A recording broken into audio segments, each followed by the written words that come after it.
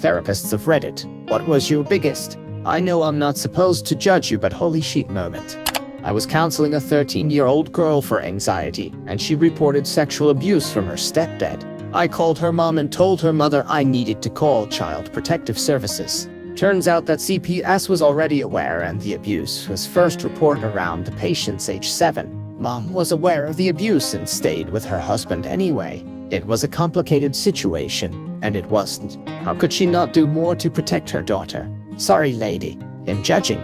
I work at a residential group home. We had a kid who we had admitted about 4 months prior, when in a family session they mentioned they had parasites. And like what? Mom goes, "Oh yeah, our whole family has them. We don't believe in getting rid of them since they're part of our biological ecosystem," and I'm just dumbstruck. We spent 3 weeks afterwards convincing this family it was an infectious disease concerns, as other residents have fecal eating behaviors and various other unsanitary issues that could cause a unit spread. 3 weeks of education, planning, and worst of all, convincing this kid and mother that their IQ wouldn't drop because they had agreed to irradiate the parasites. Lots of CPT work, but Jesus, it took way longer than any of my team expected.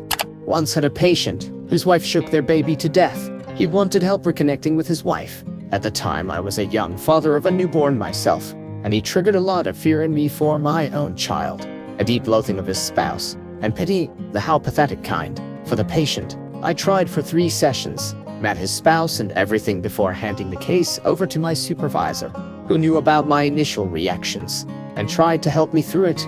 Unfortunately, it ended up being more about my feelings than his, and I was new to the profession at the time. These things are expected to crop up from time to time, but I was still taken aback by my own reactions. I work with kids who have experienced some kind of abuse or trauma. 90% of my clients have been sexually abused. I have a lot of holy shit moments, but not from judgment of my clients, but from what happened to them. I've had clients whose father made them help him dismember mom's body after did murdered her in front of them. I've had clients under the age of 8 who have been sex trafficked. I've had clients who have been forced to film torture porn. I have holy shit moments all the time. It's not often I get to talk about my profession, but here goes. I was working at a drug and alcohol rehabilitation center. Had a client come in who was a self-proclaimed drug lord. As we worked together, he told me about his history. Included in this history was how he got to where he was currently at. During the conversation, this man admitted to selling his sister into sex slavery, forcibly injecting her with several sedatives and narcotics, and having several people teach her a lesson. What this meant, he never shared. He told this story with a blank face, smiling only when he recalled the good times, which he referred to as times when he had enough heroin to get through the day. I'm not sure where he is at now, but this man inspired me to work with victims of sex trafficking, because not only do they deal with the stigma of selling their bodies, they often manage drug addictions. People would honestly be floored if they realized how many people were addicted to chemicals that they were forcibly given. Therapist here. I don't think I've ever judged clients. My job is to understand them and their experiences and help them make the improvements they are ready to make.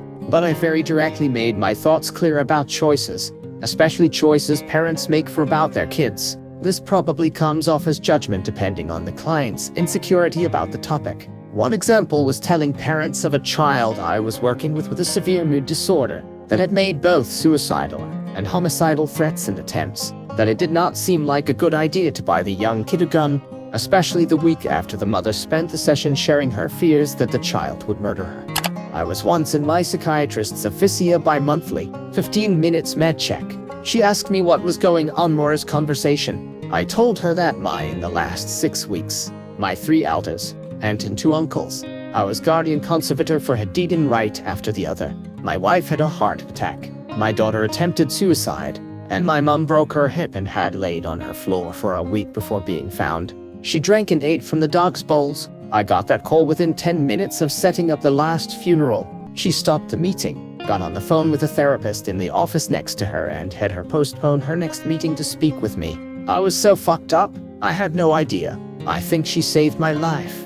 I feel like a lot of the comments saying that they never judge their clients might be working in voluntary services, or they've been very fortunate in their client base. Judgment is an inherently bad thing. It's how we know that murdering people is wrong. So when a convicted pedophile client told me Nothing gets me going like a pair of little girls' worn panties. You better believe I judged the fuck out of him. I continued to work with him and I treated him with compassion and respect because, as a human being worthy of both, I did my job because I'm a professional. But I can't honestly say that I didn't judge him. I judged that he should never be around children. I judged that he is not yet ready for change. I judged that his access to his own daughter should be closely supervised. That's a lot of judgments. Understanding your own inherent biases and how they influence your work is a very important part of training and practice. Lots of people discussing pedophilia as an example of the toughest stuff to not judge despite our training. I haven't yet treated a pedophile, thankfully. At least not an identified one. I did run a man's anger management group though, and some of those men had done some terrible things to women. Most of them I found ways to like and admire for their positive aspects. But there were two guys in that group I just could never find unconditional positive regard for. One guy basically never spoke in group. He would give one-word answers and occasionally just discuss how unfair the system was to him. I worked really hard to open him up and find things to connect over, but he never opened up to me or the group. He left the group after he strangled his girlfriend and went to jail. She survived, thankfully. The other left group early routinely, showed up late, participated minimally, and similarly never wanted to open up honestly. He left early one group after we had discussed him staying to the end and threatened me when I told him he wasn't going to get credit for attendance, something the court required. Oddly, I eventually moved into the apartment below him, completely without knowledge, and listened to him scream at his girlfriend and break shit while I called the cops. I judge these men. They're shitty. Maybe they're redeemable, but redemption requires self-expiration and they both refuse to do so. It's worth noting how differently I felt about them than so many others in the group. Men I found ways to help and admire and respect even in spite of their awful behavior in the past. Here's my most recent one. As the pandemic worsened here in the United States and more lockdowns are on their way, one of my most extroverted clients and I brainstormed ways to meet her social needs while remaining safe. The following week she canceled her session and told me that she's positive for COVID after attending an orgy, which definitely wasn't one of our ideas. I let out the deepest, most defeated sigh after I hung up the phone. I joined in a review of a secluded patient and he threw a cup of wee and poo in my face when we opened the door. I tried to be objective about his experience, but I just thought, what a cunt. I work in inpatient services, so it can be hard to challenge myself at times. Individuals with diagnosis of personality disorder, for example, can do things that in isolation make you think they're just being bratty or manipulative. But to think of the experiences that shaped them to react like that in a given situation can help to clear my judgment and find compassion. Harder when someone bites me or hits me with one of our fabulously detachable anti-ligature curtain poles, though. I work with youth and adolescents who have anxiety, trauma, and or depression. Some of the kids I worked with had some pretty severe attachment issues. Regardless of this, I never thought I'd have to seriously explain. You can just buy a straitjacket for your kid. Feeding your kid ultra-spicy ramen each night instead of the meal everyone else is eating isn't specifically defined as abuse, but you have to understand the emotional abuse that this causes. Your kid isn't trying to kill you because they stand in your doorway at night crying. That's likely because they're scared of their traumatic nightmares, but feel like you will just yell at them if they wake you up. Clinical psychologist working primarily in forensics here. This means my clients are usually involved in legal proceedings, family court, juvenile court, criminal court, etc. My job is usually to evaluate or provide treatment. I'm not there to judge. That's the judge's job, but of course I have my thoughts. I'm usually impressed by the justifications people make for shitty behavior. The one that irks me the most is when parents manipulate their child against the other parent. I've had to do therapy for a 5-year-old who said she doesn't want to see a parent because they haven't paid child support. Excuse me, what 5-year-old knows, understand, or needs to be worried about child support? Opposite side, if that's accepted too. I was assigned to see the lad psychologist of the local hospital as I was severely depressed and had become suicidal. She literally rolled her eyes at me, told me to grow up, and said she could be having appointments with people who were actually about to kill themselves, not me who was already working with the team.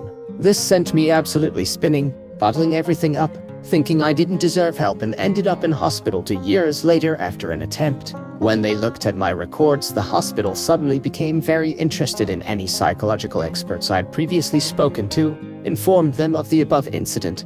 They asked if I knew the name and I said I didn't, but they had a strong accent. They immediately looked like they were about to burst out crying, apologized excessively, then informed me they had been fired a year ago. No idea how many people were affected by that therapist.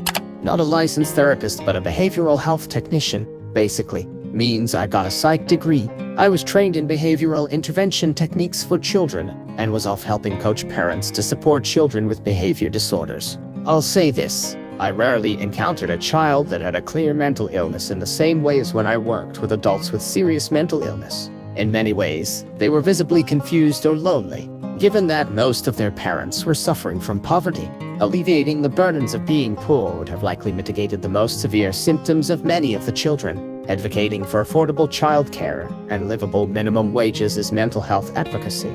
I found myself judging, not the children, but their parents. Some parents would drop the kids off with me and peace out with a fix my kid attitude. As a parent, now, I get some of it. Exhaustion and burnout are real, but the best I could do in that situation was provide that kid with an hour-long vision of what it looks like to live in a loving, structured environment. Those kids were the ones I could tell who were much more likely to be subject to the system for the duration of their lives. Either cycles of institutionalization and homelessness or prison.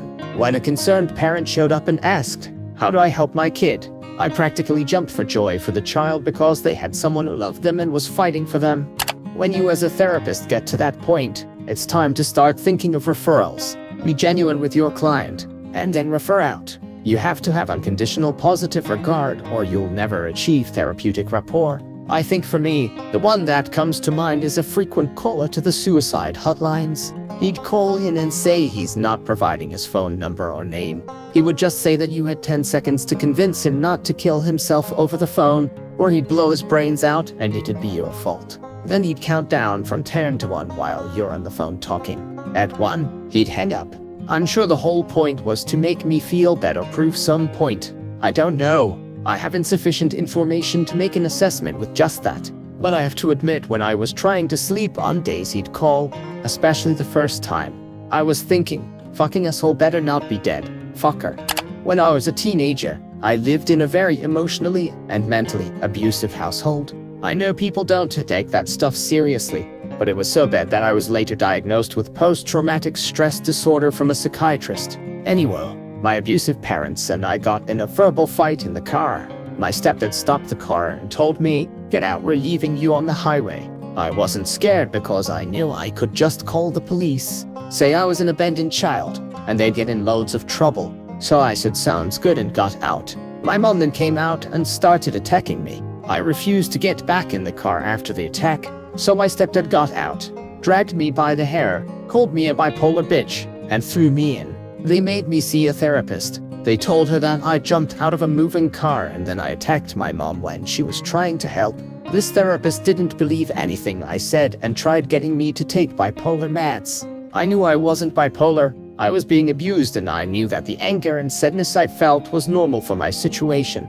She glared at me and said, "You're not nearly as smart as you think you are." I refused to say a word in any of our therapy sessions after that. I would just go in, sit down, and she'd make snarky, sarcastic remarks for a few minutes, then dismiss me. She wasn't trying to help me. She was trying to help my parents. I moved out when I was 18, went to college all on my own with no financial help from my family, got a job and left the country to be as far from them as possible. I'm on antidepressants for my post-traumatic stress disorder, and luckily the therapists I've had since my teenage years have been nothing like that horrible woman. But it still upsets me deeply thinking about it. Share your thoughts in the comments. Subscribe to the channel.